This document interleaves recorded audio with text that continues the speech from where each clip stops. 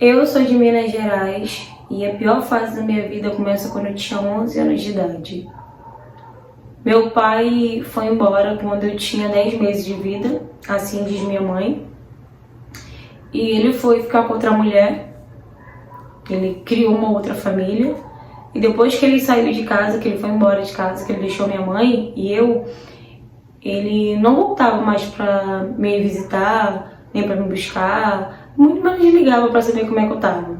Ele dava pensão, né, que era o mínimo que ele podia fazer, que era dar pensão, e fora isso, mais nada. E quando eu tinha 3 anos de idade, minha mãe conheceu o meu padrasto, que na verdade ele se tornou uma figura de pai dentro de casa, porque tudo que um pai tinha que fazer, ele fazia. Ele fazia papel de marido, né, por sinal muito bem, e de pai. Quando tinha reunião na escola, minha mãe não podia ir, ele ia. Dia dos pais, ele ia na escola. Então sempre era ele que estava ali presente. Só que minha mãe sempre me ensinou que eu tinha meu pai e ele era meu tio, ou meu segundo pai, mas que não era pra me chamar ele de pai. Então eu nunca chamei ele de pai, porque se dependesse de mim, como eu era bem novinha, eu acho que eu tinha chamado ele de pai, eu ia crescer chamando ele de pai, porque até mesmo porque eu considerava ele como pai, sabe? E o tempo foi se passando, eles tinham um relacionamento muito bom, meu padrasto e minha mãe. Muito raro eles brigavam, muito raro mesmo eles brigavam. E quando eu tinha de 10 para 11 anos de idade, minha mãe engravidou novamente, dessa vez meu padrasto, óbvio. E nisso, eles começaram com algumas brigas, sabe, desnecessárias dentro de casa. Minha mãe começou a falar que ele estava chegando muito tarde do trabalho e tudo mais. E dentro desse período, né, desse meu tempo que a mãe estava grávida, eu comecei a sentir que o meu padrasto, sabe, tava me olhando de jeito diferente, sabe? Um jeito que eu não sei explicar, mas que eu não tava me sentindo muito confortável com aquilo. Não era um jeito normal, sabe? Que ele sempre me olhou. E ele ficava às vezes me olhando assim, sabe? Meio de canto de olho, ou às vezes me olhando de cima a baixo, que não tava de bebido alguma coisa de dormir. E eu comecei a achar meio que aquilo estranho, mas obviamente que, né, na minha cabeça, cara, só pode ser coisa da minha cabeça, né? E começou os elogios também, que eu também comecei a achar super estranho. Ele começou a falar que eu tava ficando corpuda, que eu ia ficar com o peito grande e tal. Só que esses elogios só aconteciam quando minha mãe não estava presente. Eu comecei a notar isso, que as olhadas, os elogios, era só quando minha mãe não estava presente, sabe? Ele começou a meio que bater na minha bunda, falando que eu tava com bundão e tal. E isso começou a me incomodar bastante. E quando minha mãe foi pra ter o meu irmãozinho, ela ia ter que fazer cesárea, né? Porque ela não tinha passagem, né? Assim como eu fui cesárea, meu irmão também ia ser cesárea. E então ela foi e teve que ficar no hospital internado. E nisso eu fiquei em casa sozinha com meu padrasto. E lá em casa, as portas, né? Pelo menos a porta do meu quarto não tinha chave. Minha mãe nunca tinha me dado a chave da porta do meu quarto. Eu acho que ela nunca viu necessidade disso, nem eu também nunca vi. E eu lembro que eu cheguei da escola, né? Que eu estava de manhã, cheguei da escola a parte da tarde, almocei, tomei um banho e acabei dormindo. Eu acordei por volta de umas 7, 8 horas da noite, com meu padrasto sentado na minha cama. Ali eu já achei estranho, que eu acordei assustada e tipo, o que você tá fazendo na minha cama? E ele falou que tava me olhando dormir. E eu, me olhando dormir? Como assim? E aí ele começou a chegar mais perto de mim, sabe? Eu tava deitada e ele tava sentado na altura assim da minha perna. E aí ele começou a chegar mais perto, e quando ele ia chegando mais perto, ele ia subindo a mão dele assim na minha perna, sabe, chegando perto da minha vagina. Eu comecei a, tipo, entrar em desespero. Eu comecei a empurrar a mão dele e perguntar: tipo, o que você tá fazendo? Para com isso. E eu não sei o que passou ali na cabeça dele naquela hora pra ele estar fazendo aquilo. Eu não tava entendendo o que estava acontecendo, sabe? Como que eu queria que aquilo ali fosse um pesadelo. E eu comecei a, tipo, para, tio, para com isso. E comecei a empurrar a mão dele e eu comecei meio que ir subindo, sabe, pra cama. Quanto mais ele subindo perto de mim, mais eu subindo pra cama, e ele segurou forte assim na minha perna, sabe, apertou a minha perna. E falou pra mim parar de falar alto, não parar de gritar. E eu falei, tio, então para com isso. E aí eu comecei a falar que ia falar com a minha mãe, que eu não tava gostando daquilo e tal. E ele falou pra mim que se eu falasse aquilo pra minha mãe, eu não ia chegar nem a ver a cara do meu irmãozinho. E nisso, tipo, eu já comecei a ficar em choque, já comecei a entrar em desespero. Porque pra ele falar isso é porque ele ia fazer alguma coisa comigo ou com meu irmão. E aí eu lembro que eu fui sair da cama pra poder correr, né, dali e ir pra algum lugar ou sair correndo. Eu não sei o que eu ia fazer, eu sei que eu ia tentar sair do quarto. E quando eu levantei pra sair, que eu tentei correr, ele me puxou. E nisso que ele me puxou e me colocou sentada assim no colo dele, sabe? E eu senti, sabe, o negócio dele meio que duro. E aí eu comecei a querer sair. Eu falei, tio, para com isso, por favor, para com isso. E ele começou a pegar na minha parte íntima, sabe? Começou a pegar na minha parte íntima e meio que me morder. E eu comecei a falar, tio, tá me machucando, para com isso. E eu tentava tirar ele, sabe? Eu tentava empurrar ele, tentava sair do colo dele. Ele me segurava com força e falava pra mim não gritar, porque ele já tinha falado que eu não ia ver mais, eu não ia chegar nem a ver a cara do meu irmãozinho. E nisso eu comecei a chorar, entrei em desespero. E ele colocou a mão, sabe, por dentro da minha roupa. Eu tava com um shortzinho marinho. E ele colocou a mão por dentro da minha calcinha e começou meio que a palpar, sabe, minha vagina. E já tava doendo, sabe, já tava me machucando. E depois daquele dia ali que ele fez, ele não chegou a penetrar nem nada do tipo, mas ele se aproveitou de todas as formas que vocês imaginaram. Ele apalpou, ele tentou enfiar o dedo e tal. E quando ele viu que eu já tava chorando muito, que eu tava soluçando já, ele pegou e saiu e falou que não era de jeito nenhum pra me contar aquilo pra ninguém. E ali eu fiquei ali e fiquei chorando, só que eu não sabia o que fazer, eu não sabia se eu contava pra minha mãe e se arriscava ele fazer alguma coisa comigo ou com meu irmão. Então eu simplesmente aceitei e minha mãe ficou internada mais 3 dias no hospital. E nesses 3 dias ele ficou indo pro meu quarto toda noite. Eu lembro que quando foi no segundo dia que ele tentou fazer aquilo comigo de novo, eu falei com a minha mãe no telefone. Minha mãe ligou pra saber como é que estavam as coisas de casa e queria falar comigo. Ele passou o telefone pra mim e eu comecei a chorar, falando pra minha mãe, pra ela, se eu pedir pra minha tia, se ela podia pedir minha tia pra me buscar, pra me ficar na minha tia até ela voltar. E minha mãe falou que não tinha necessidade disso, porque minha tia morava um pouco longe, que era a irmã dela, morava um pouco longe, que ela já tava voltando, que era pra me ficar com ele, com meu padrasto. E eu comecei a chorar, falando que não, minha mãe não quis saber, e simplesmente ela falou, para de palhaçada, fica aí com seu tio e eu já tô voltando. Provavelmente amanhã eu vou ter alta, só que no outro dia ela não teve alta de novo. Então ele fez novamente comigo o que ele tinha feito. Ele chegava no quarto, botava a mão na minha vagina, tentava enfiar o dedo e ficava falando que não era pra me chorar, que não era pra contar nada pra ninguém, só que era inevitável eu chorar. Todas as vezes que ele fazia isso eu chorava, e ele falou que era pra me engolir o choro e tal.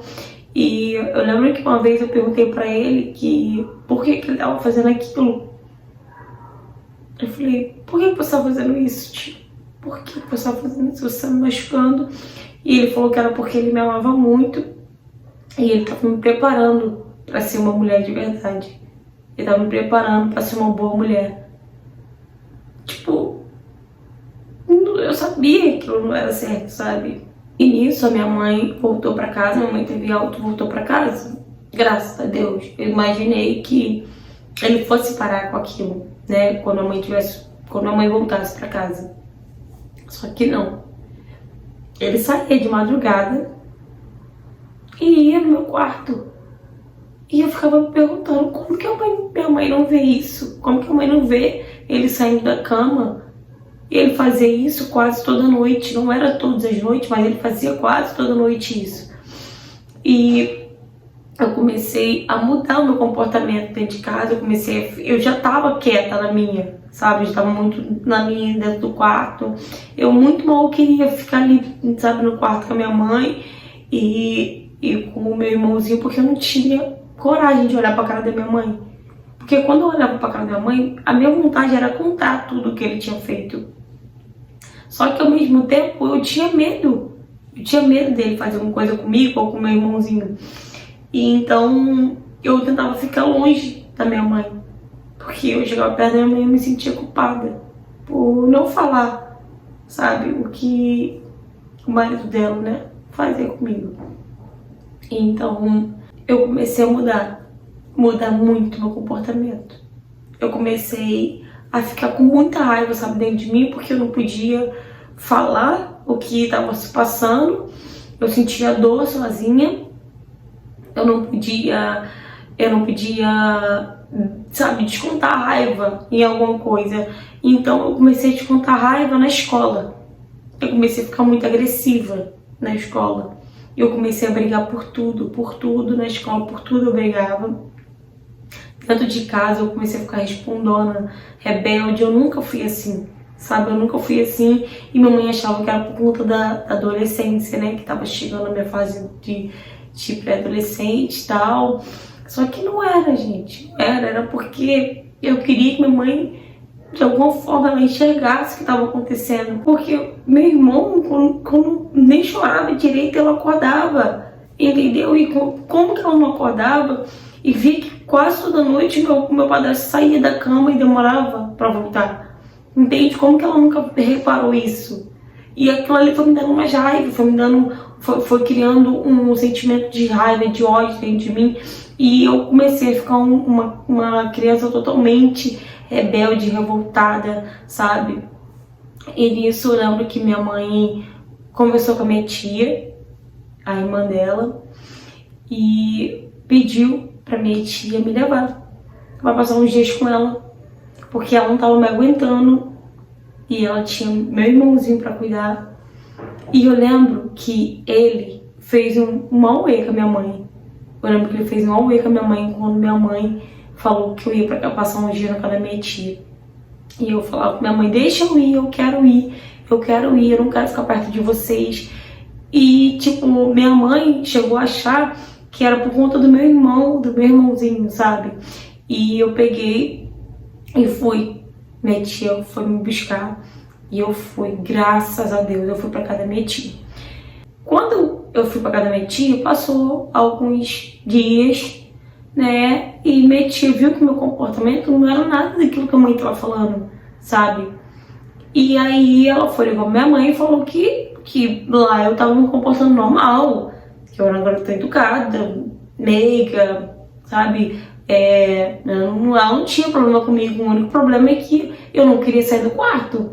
Mas tudo que minha tia pedia, eu fazia. E aí minha mãe falou, então era por causa do irmão dela mesmo e tal. E eu lembro que a minha tia chegou e falou assim, minha filha, eu posso conversar com você? E eu tava no quarto, né, sentada na cama, falei, pode, tia. Minha tia, ela tinha 2 meninas gêmeas. Elas tinham 4 aninhos de idade. E aí minha tia entrou no quarto, sentou do meu lado e começou a conversar comigo e tal, falando que eu não podia ser assim com meu irmão, que ele era meu irmão, que ele ia crescer, ele ia me ter como referência, sabe? Que eu tinha que cuidar dele, que eu tinha que proteger ele. E eu meio que entendi que minha mãe que tinha falado pra ela que era por causa do meu irmãozinho. E aí eu falava, tá, tia. Eu só falava isso, Tati. E toda vez que ela falava isso, eu começava a chorar.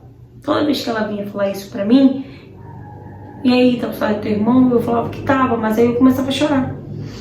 E eu comecei a não querer comer, porque eu tava sentindo falta da minha mãe, do meu irmão,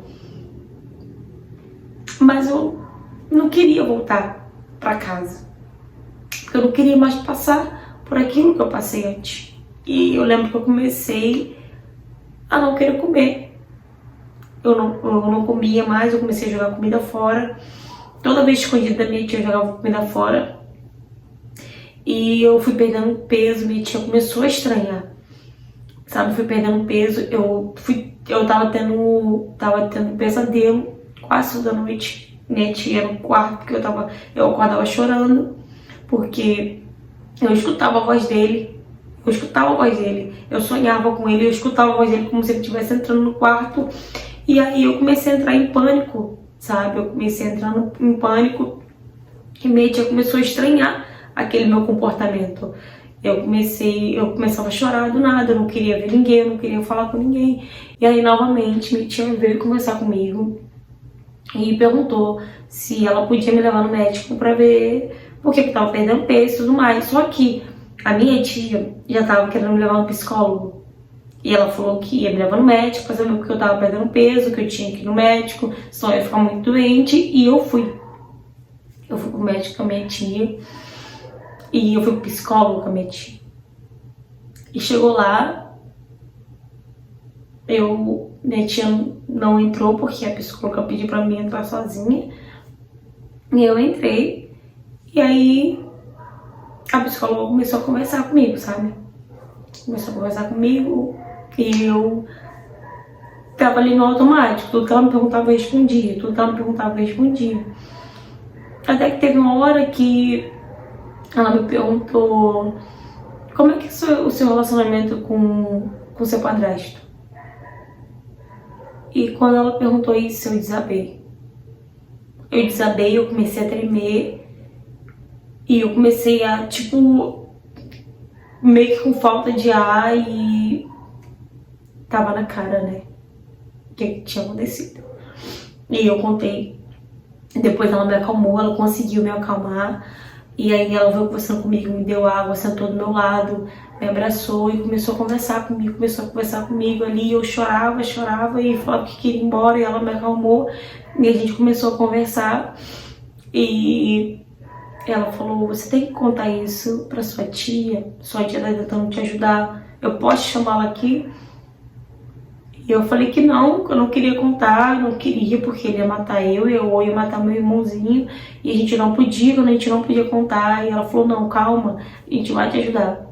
E ela chamou minha tia e nisso que ela chamou minha tia, ela pediu pra me contar e eu não conseguia, só chorava. E ela falou, eu vou perguntando e você vai balançando a cabeça. E ela foi me perguntando e eu fui balançando a cabeça que sim. E ela perguntava isso, como é que foi, eu conseguia responder. E minha tia desabou no choro. Minha tia falou, sabia que tinha alguma coisa de errado, porque ela nunca foi uma criança muito revoltada. Ela estava muito revoltada e a psicóloga falou para ela que eu estava com síndrome do pânico e eu estava entrando em depressão, que eu tinha que fazer uma terapia e tinha que me levar, né, na delegacia pra gente dar queixa dele e tudo mais. E minha tia saiu dali e ligou pra minha mãe. Quando ela ligou pra minha mãe pra falar o que tinha acontecido, então minha mãe falou que eu tava mentindo. Minha mãe falou que o dali era pra chamar atenção, que ele nunca faria aquilo comigo, que eu era mentirosa, que minha mãe, ela ficou com tanta raiva de mim que ela não compareceu nem na delegacia. Minha tia foi na delegacia comigo, ela não compareceu nem na delegacia. Ela falou que ela não ia se prestar esse papel e realmente ela não foi, gente. Ela não foi na delegacia. E lá, né, eu fiz tudinho, passei pro corpo de delito também. E como ele tinha tentado, né, algumas vezes, né, enfiar 2, 3 dedos, realmente tinha praticamente tirado minha virgindade. Isso constou, né, no laudo e tal. E minha mãe não acreditou, Simplesmente a mãe não acreditou. E minha tia deu queixa do meu padrasto e da minha mãe como cúmplice. E minha tia brigou com ela, falou: você não tem vergonha na cara? Como você vai falar que a sua filha tá mentindo? Você conhece sua filha, você sabe que ela nunca foi uma criança assim. Como é que você vai falar que constou no exame realmente que eu tinha sido abusada? E minha mãe falou que não, que era mentira minha, que eu provavelmente deve ter sido com outra pessoa, mas... E não foi ele, tava botando culpa nele, porque por causa do meu irmão, que ele era pai do meu irmão, foi coisa sem noção, sem nexo, entende? E aí ele foi preso. E quando ele foi preso, minha mãe ficou com mais raiva de mim, minha mãe ficou com mais ódio de mim. E ela falou que não queria mais, de jeito nenhum, que eu fosse pra casa dela. Que não era mais pra me pisar os pés lá, que era minha tia buscar tudo meu e levar pra casa dela, que ela não me queria lá. Hoje eu tenho 18 anos de idade, ainda moro com a minha tia. Não falo com a minha mãe de jeito nenhum, e nem tenho vontade de falar com ela. Minha mãe tem raiva de mim, eu também tenho dela, pra ser sincera. Porque ela não acreditou em mim, ela preferiu acreditar nele. Ele negou tudo, obviamente, falou que sempre me deu de tudo, minha mãe me chamou de ingrata, de tudo quanto é nome. E falou que eu nunca, que era pra me desconsiderá-la como mãe, que ela nunca mais queria ver minha cara. Que eu nunca ia ver meu irmãozinho, eu sofri pra caramba, sabe? Quando minha mãe falou tudo aquilo pra mim, minha depressão piorou, porque eu não conseguia ver meu irmão, eu tava sentindo falta do meu irmão. Hoje em dia eu só consigo ver meu irmão por fotos mesmo, sabe? E meu padrasto foi solto há pouco tempo, e minha mãe tá com ele até hoje. Minha mãe tá com ele até hoje, vivendo uma família feliz, como se nada tivesse acontecido. Eu desenvolvi depressão e síndrome do pânico por conta dele, porque eu tinha muito pesadelo, eu escutava a voz dele. Graças a Deus a minha tia ficou fazendo terapia ali comigo, né, me levando pra terapia. Hoje eu só não vivo pior ainda por conta da minha tia, porque eu não sei o que teria acontecido comigo se eu tivesse ficado lá naquela casa. Porque se minha mãe não acreditou, a minha tia falando com ela, mesmo comprovando tudo que eu tinha sido abusada e tudo mais, imagine se eu tivesse continuado naquela casa. Eu não sei o que realmente tinha acontecido comigo, o que ele tinha feito comigo. Eu tenho muita raiva da minha mãe ainda, tenho mágoa dela, tenho muita raiva dela. E falo que ela nunca foi minha mãe, pra mim eu desconsiderei ela realmente como mãe. Peço sim a Deus pra tirar essa raiva, sabe, esse rancor do meu coração da minha mãe. Porque se depender de mim, sabe, sozinha, eu não vou conseguir tirar esse rancor, essa mágoa que eu tenho da minha mãe. Eu simplesmente, eu não sinto falta dela de nada, eu não consigo nem ouvir a voz dela. Muito menos a dele, né?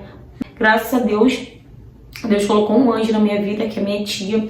Eu amo ela de paixão, eu tenho ela como uma mãe, né? Ela se colocou no lugar de mãe, porque ela tem 2 meninas também, né? Como eu falei, se colocou no lugar de mãe e foi atrás de tudo até ela realmente descobrir a verdade. Me levou para as terapias, tudo direitinho, sabe? Cuidou de mim como se realmente eu fosse a filha dela. Então, pra mim, a minha tia, sim, é um exemplo de mãe. Fala, galera! Gente, mais uma história, né, de abuso infantil. E mais uma história que a mãe fica do lado do macho. Que a mãe prefere acreditar que o macho tá falando a verdade, né? Que o marido, né, o perfeito, o homem perfeito tá falando a verdade e a criança tá mentindo. Gente, aonde que a gente vai parar? Aonde quando eu leio essa história, eu fico, meu Deus, aonde que a gente vai parar? Uma mãe, com tudo comprovado ali, que ela tinha sido abusada, sabe, preferiu continuar com o cara mesmo preso, ficou passando pelo constrangimento de visitar o rapaz na cadeia e tudo mais, sabendo que ele abusou, porque no fundo, essas mães sabem que eles faziam, que eles fez sim, que ele abusou sim. E mesmo assim, elas não aceitam. Preferem ficar do lado do homem do que do próprio filho. Gente, onde que a gente vai parar com isso?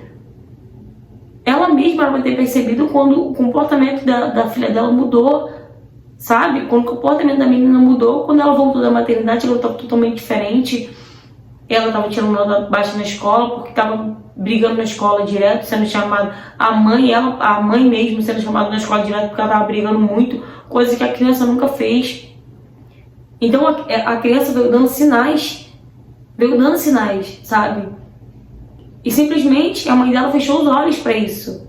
Só que se ela era uma garota tranquila, que não brigava na escola, que nunca teve reclamação na escola, e durante um tempo ela vem tendo reclamação na escola, por ser muito agressiva, coisas que ela nunca foi, muito rebelde dentro de casa, por que a mãe não chegou e conversou, gente? Isso é falta de diálogo. Isso é falta de diálogo dentro de casa. Porque ela poderia sim ter chamado ela para conversar, quando ela foi chamada na escola diversas vezes, quando dentro de casa ela ficou rebelde, ao invés de pegar e jogar ela para casa da tia, ela poderia ter conversado, procurado saber o que estava acontecendo. Mas não, é uma mãe que não quis nem saber, ela não queria nem saber da filha, que nem para chegar e conversar ela quis. Ou talvez ela sabia, né, e queria tirar o problema de dentro da casa dela, que para ela o problema era a filha. Porque tem mulher, gente, tem mulheres que fazem isso, que acham que a filha é errada do que o padrasto faz, porque tem mães que sabem o que acontece dentro de casa, tem mães que sabem o que o padrasto está fazendo, o marido está fazendo, e simplesmente fecha os olhos para não perder o macho, gente, para não perder a vida, para não perder a mordomia ou algo do tipo, o comodismo, para não destruir a tal família. Tanto é que ela jogou a menina para casa da tia, ó. A tia de cara notou que tinha alguma coisa de errado. Como que uma mãe não percebeu isso? A tia dela, sendo mãe, percebeu. Então, gente, pra mim, a mãe dela também sabia o que estava acontecendo. E quando descobriu, ela simplesmente não quis saber. Então, gente, prestem atenção no comportamento do filho de vocês. O comportamento da criança dentro de casa é primordial. Eu sempre falo isso, deixo isso aqui no canal, gente. O comportamento da criança é primordial dentro da casa, dentro de um ambiente familiar. Se você é mãe, não tiver um diálogo, se você é mãe, não ficar atento aos sinais que a criança dá, essas coisas passam desapercebidas. E quem sofre, quem fica traumatizado é as crianças, porque cresce com isso. Isso é uma coisa que não tem como tirar da cabeça da criança. Quem passou por um abuso não tem como, gente, tirar isso, simplesmente apagar. Entende?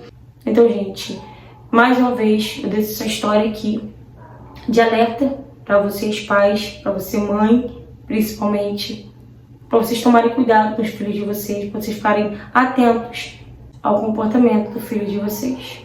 Parabéns a essa tia, não tenho o que falar, não tenho palavras, porque realmente isso aí sim vai ser uma grande mãe, né, que viu que tinha alguma coisa de errada, né, ficou atenta aos sinais, se preocupou, já levou ela direto pro psicólogo porque sabia que tinha alguma coisa acontecendo, né? Isso sim, para mim, é um exemplo de mãe, né? Para que ela não carregasse isso com a vida dela e desenvolvesse mais traumas ainda, desenvolvesse uma coisa maior, sabe? Então, parabéns a essa tia, tá? Gente, não deixe isso passar desapercebido. Se você está passando por situação parecida, ou se você conhece alguém que passa por situação parecida, diz que sim, denuncie sim, tá? Não deixe com que esses canalhas saiam impunes, tá bom, gente? Então é isso, galera. Se você também já passou por coisa parecida, ou se você tem qualquer tipo de história para me contar, seja ela qual for o tema, me mande mensagem no direct do Instagram, curta, comenta e compartilha. E se você não for inscrito no canal, aproveita e se inscreve, tá bom? Beijo, beijo e até a próxima.